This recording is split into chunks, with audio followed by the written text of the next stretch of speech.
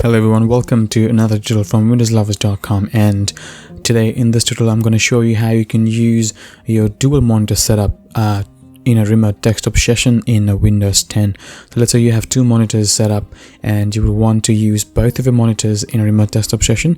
By default it only connects to one of the monitors, as in both of the monitors will be showing the same thing in a remote desktop session. But what you can do is you can connect both of your monitors in the session and use one monitor for your computer and the other monitor for the remote computer. So let's see how it's done.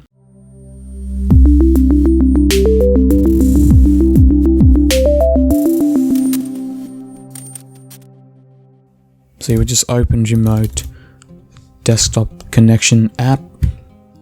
You put the computer IP address or the computer name depending on what do you like to use or what do you know. The only different option you're going to choose is just click on show options and you would go to display, and you will see under display configuration you'll see an option called use all my monitors for the remote session. So what you will just tick that and click and connect.